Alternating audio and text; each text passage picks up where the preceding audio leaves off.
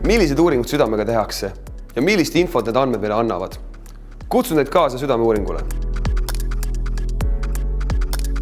Tervist, Robi. Tervist. Kes peaksid tulema südant kontrollima?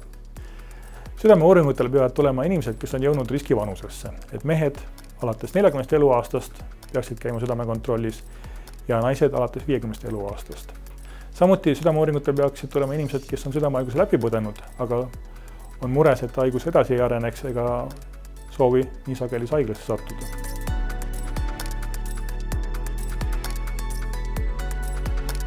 Mis uuringuga praegu tegu on? Tegemist on ehokardiograafilise uuringuga. Selle käigus siis me kasutame ultraheli, millega me siis saame linkkerest läbi lõigata kuni südameni ja näha südames niisugused läbilõike pilte, ilma et südant uuringkirja lahti võtmata. Mis me siit uuringust teada saame? See uuring näitab ära ka siis südame kahjustuse olemasolu, kas infarktiarmi suuruse, samuti ka kui on klapihaigus, et reumatism on haigus, mis teatakse, et kahjustab lihaseid või liigeseid, aga tegelikult reumatism tagab väga tugevasti ka südame klappe. Palju nuppe ja juhtmeid, et mis uuringut me tegema hakkame?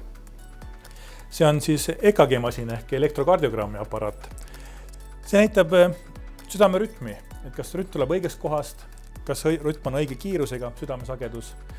Ja ta võib anda vihjeid, kas on läbi võetud haiguste suhtes, et kas näiteks myokardi infarktiarmi olemasolu saab selle uuringuga kinnitada.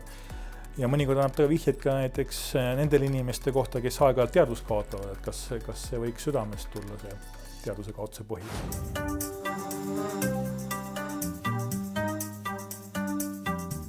Tundub tore masin, mis muusikat me kuulama hakkame? See ei ole nüüd muusikamasin, et see on see edasiarendus EKG-st, et kui EKG fikseerib ainult konkreetse hetke kardiogrammil, siis Holter monitooring, mis see aparaat on, registreerib ööpäeva jooksul siis kardiogrammi. Et kui inimesel on aeg-ajalt näiteks rütmihäired, tihtipeale rütmihäired ongi just kui hooti peale tulevad, siis on meil väga raske tabada tavalise EKG-masinaga ja selline ööpäevane monitooring aitab neid dokumenteerida. See aparaat on tuttav välimusega, kas me hakkame vererõhku mõõtma? Me hakkame vererõhku mõõtma, aga erinevalt ühekordsest vererõhu mõõtmisest arstikabinetis, et vererõhu väärtused on väga tähtsad südameriski hindamisel ja meil on vaja teada, kuidas see vererõhk ööpäeva jooksul muutub. Palju ta kõigub ja eriti oluline on, et mida ta teeb ka öisel magamise ajal. Ja see jääb siis mulle 24 tunnist peale? See uuring kestab 24 tundi, et tegelikult peab kaetud olema nii öö kui ka päev.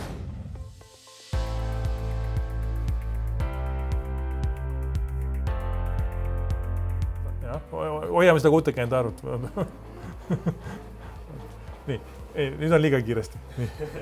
Olen korralikult juhtmestatud ja väntan. Mida me uurime? Tegemist on siis koormustestiga, kus me jälgime kardiogrammi muutusi, EKG muutusi ja vererõhu muutusi vastavalt koormusele. Et osad südamehaigused ei avalda ennast rahulolekus ja siis me üritame koormusega neid provotseerida ja need nähtavaks teha. Ja mis me teada saame? Teada saame, et kui hästi treenitud olete, pööret tuleb hoida 60 peale kogu aeg. Kas vererõhk reageerib koormusele liialt järsku näiteks või kas teil on ka infarkti ohtu? Mida me nüüd siis uurima hakkame? Meil on 2 uuringut plaanis. Üks on selline uuring, millega me vaatame, kas arterid on jäigad või arterid on elastsed. Tähendab, et kas on mingisuguseid tunnuseid noorel inimesel selleks, et arterid on hakanud lupjuma. Ja siis teises uuringus me vaatame tsentraalset vererõhku. Et hakkame selle esimese uuringuga peale, et seal on meil see aparaat, kõik on väga lihtne ja käib kiiresti.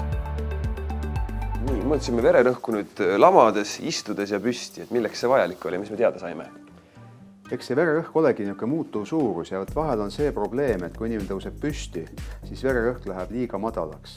Ja juhtub, et määratakse näiteks isegi ravi ja kui me teeme istudes mõõtmisi, siis tundub, et peaks veel nagu natukene tugevama tablette kasutama, aga inimene läheb uksest välja, läheb trolli peale või kusagile nii-öelda liiklusesse ja tunneb ennast väga halvasti. Et seetõttu on need püstimõõtmised on ka väga vajalikud. Me teeme seda uuringut selleks, et määrata, et kas arterid on juba hakanud mingil määral kahjustuma, mingil määral jäigastuma, mis näitab varajast ateroskleroosi. Ja teie olete noor inimene, teie arterid on endiselt väga terved. Minu silmades on sära, sest ma sain teada, et mu süda on terve ja tiksub ilmselt veel kaua. Aga südamele tasuks tähelepanu pöörata meestel alates 40. eluaastast ja naistel alates 50.